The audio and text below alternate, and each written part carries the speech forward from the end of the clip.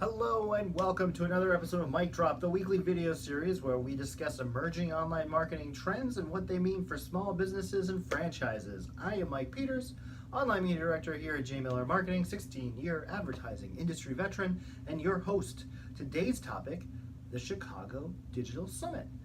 For the past 2 days, the entire online department here at J. Miller Marketing was at the Chicago Digital Marketing Summit, learning all about the latest and greatest technologies coming out, successes that other brands are seeing, and listening about things and figuring out how we can take all of this information and apply it to what we do here on behalf of our clients. And so I am going to tell you about my biggest, most interesting thing I heard about yesterday, and then I'm going to go around the office and I'm going to ask each one of them to talk about one of the most interesting things they heard yesterday. So my thing was I was sitting in a session called the Age of Invisibility, hosted by Mike King.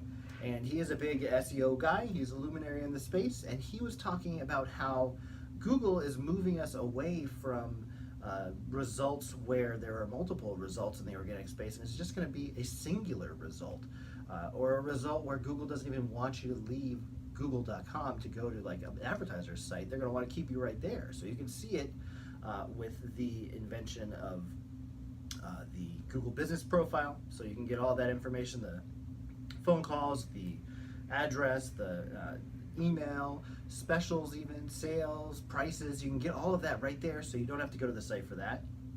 The Google Maps section, so you can see all that details there as well. Rich snippets and answers, so those answers are now any facts or something that you would have on your site kind of explaining your company could be right there on google.com instead.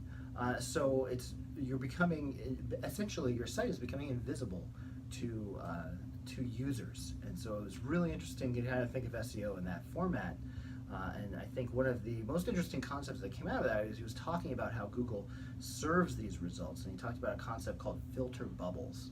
And a filter bubble kind of is a side effect, I think, of all of this algorithmic generated content serving that's going on. Google and Facebook both monitor everything that you're doing, and then they're going to try to give you the best content, the thing that you're looking for the most.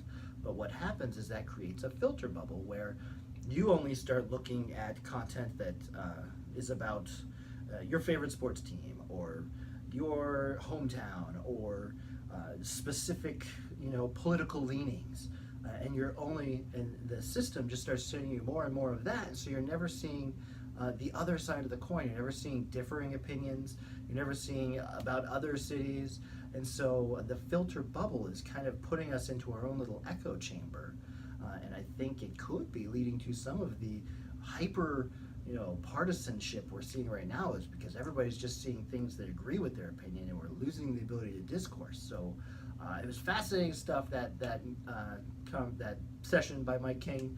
It started in SEO, and it got my mind thinking just about how humans in general are evolving socially. So that's me, good old Mike, long-winded. I think everybody else in the department is going to be a lot more short. So let's go find out. Come on. I learned that marketing investment in data is going to triple within the next 3 years.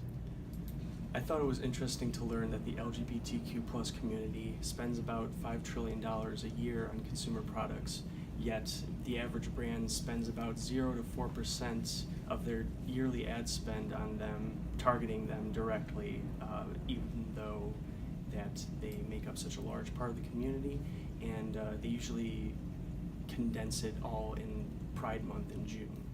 I learned that building your brand is all about building relationships. What I learned at the Digital Summit was people always say on social media to keep it simple, stupid. Instead, you should keep it people, because you're dealing with humans and other people.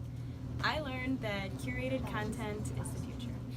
What I learned at the Digital Summit is that if you ever need to describe some of the social media channels, you can use these 3 ways to do it. So Facebook is considered a park, Instagram is considered a party, and Twitter is just considered a screaming match. I learned that just because you think you have a cool, shiny idea or new project, or something that you're working on, like a website, doesn't necessarily mean it's actually going to be a good website. You need to look at the numbers, do A/B testing, and make sure that the conversions are actually there. I learned that you have to be authentic. People know when you're full of shit. So there you have it, guys. Some interesting insights that we got there downtown in Chicago for the Digital Marketing Summit.